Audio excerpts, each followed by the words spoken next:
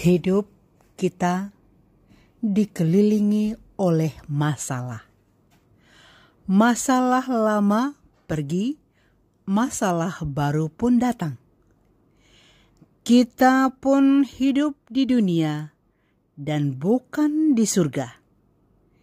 Kita hidup bukan dengan malaikat, tapi kita hidup dengan manusia yang berdaging, berdarah, dan bernyawa.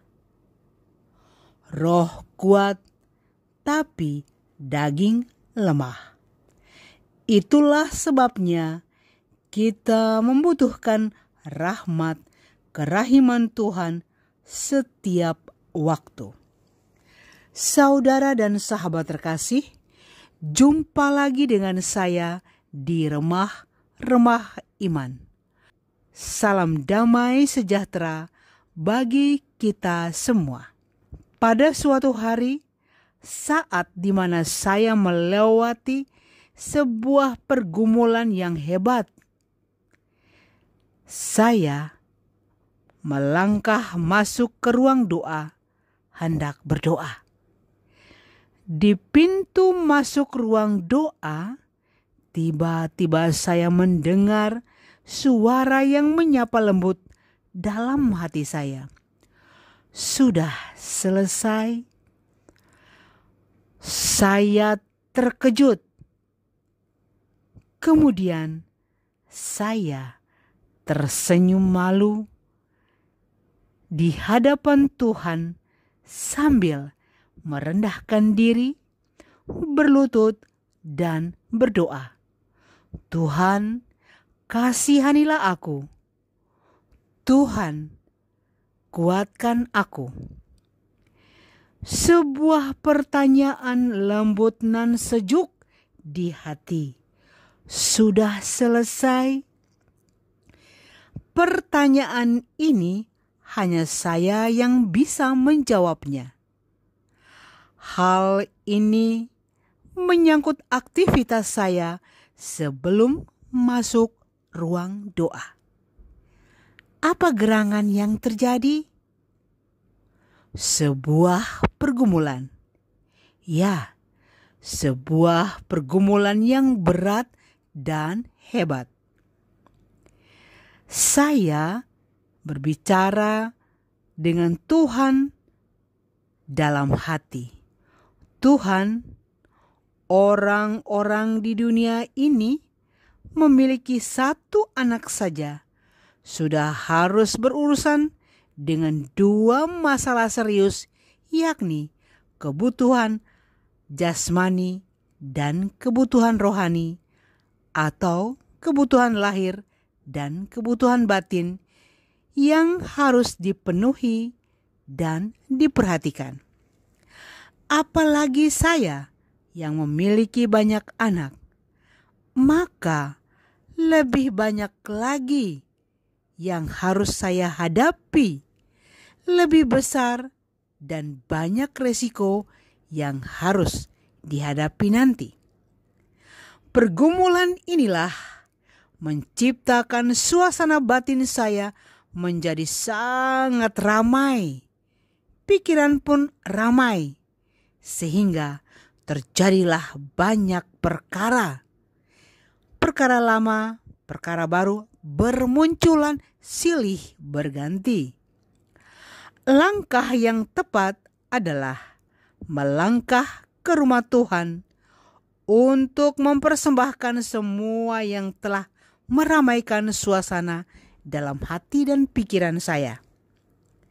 Puji Tuhan, pilihan melangkah ke rumah Tuhan mendapat hadiah dari surga, yakni sebuah sapaan lembut dari surga yang terdengar di hati.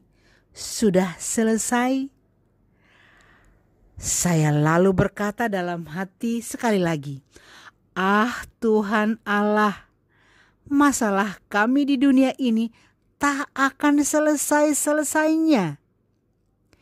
Inilah kesempatan bagi kami menerima atau menolak, berdamai atau menjadikan masalah baru. Hikmat Tuhan pun menerangi pikiran dan hati saya. Saat kita terpanggil menjadi orang tua, kita berperan sebagai guru, sebagai penasehat, sebagai motivator bagi anak-anak kita. Namun, keadaan ini tidak selamanya. Keadaan seperti ini bisa berbalik. Saatnya sekarang, kadang kita diajar oleh anak kembali agar kita mengambil sikap bijak dalam setiap persoalan mereka. Hal ini nampak berat. Bagaimana mungkin kita menjadi murid dari anak kita sendiri? Kita belajar menerima keputusan mereka. Kita belajar berdamai dengan pilihan mereka. Kita belajar mendahulukan kepentingan mereka. Kita belajar menjadi pendengar yang baik. Kita belajar menyimpan dalam hati. Kita belajar tetap tersenyum di saat keadaan berat yang tidak memungkinkan kita untuk tersenyum. Tetapi ada tips yang menarik yang memenuhi pikiran dan hati saya. Pertama, Tuhan mengajar saya untuk bersyukur kepadanya bahwa Tuhan menitipkan anak-anak pada saya maupun pada kita dengan jumlah yang berbeda.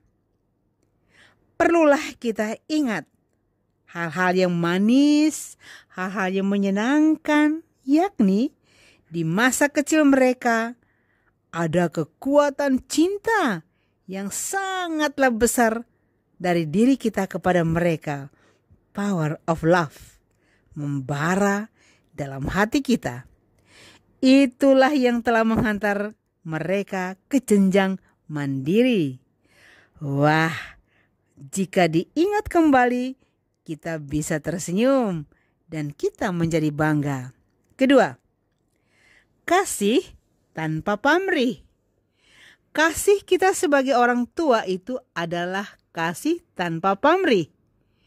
Kita mengajarkan banyak nilai-nilai kehidupan. Kita berharap ketika mereka besar nanti menjadi anak yang mandiri, kuat, dan bisa meneruskan nilai-nilai baik pada keluarganya, anak-anaknya, juga dalam masyarakat di mana dia berada. Ketiga, mengubah isi doa. Sebagai orang tua, kita sering berdoa dengan banyak intensi dan banyak harapan. Di antaranya adalah agar mereka menjadi anak yang berbakti pada orang tua, yang bisa mengurus orang tua di masa tua, yang bisa mengayomi adik-adiknya, dan masih banyak lagi. Nah, ketika situasi pasang surutnya kehidupan melanda mereka, ada di antara mereka bertahan dalam nilai-nilai baik, dan ada di antara mereka tidak bertahan dalam nilai-nilai baik. Yang bertahan dalam nilai-nilai baik kita puji, kita berikan apresiasi, dan yang tidak bertahan dalam nilai-nilai baik kita kecewa. Maka disinilah kita ubah isi doa kita. Ya Tuhan, saya bersyukur kepadamu untuk semua yang telah terjadi dalam hidup saya sebagai orang tua. Berilah saya rahmat ketika didikan saya dahulu menuntut hasil. Berilah saya rahmat ketika ajaran saya dulu menuntut buah. Ketika contoh hidup saya menuntut praktek yang nyata. Ketika semua nasihat saya menuntut kepenuhan.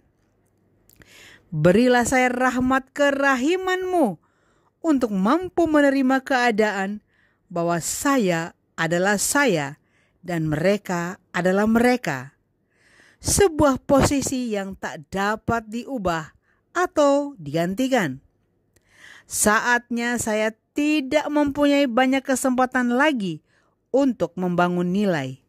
Saatnya saya mempersembahkan semua yang telah terjadi dan akan terjadi. Hanya dalam rahmat kerahiman-Mu saja, hati saya akan selalu baru dari hari ke hari. Tetap bersahaja di segala waktu, tetap tersenyum dalam segala perkara. Inilah permenungan saya di hari Minggu Kerahiman Ilahi. Semoga rahmat kerahiman ilahi memenuhi saya sebagai orang tua, memenuhi anak-anak saya, memenuhi saudara dan sahabat, agar hari-hari kita, hari yang selalu dipenuhi dengan kemurahan hati, pengampunan, dan belas kasih. Semoga permenungan ini menjadi inspirasi bagi saudara dan sahabat. Terima kasih, Tuhan memberkati.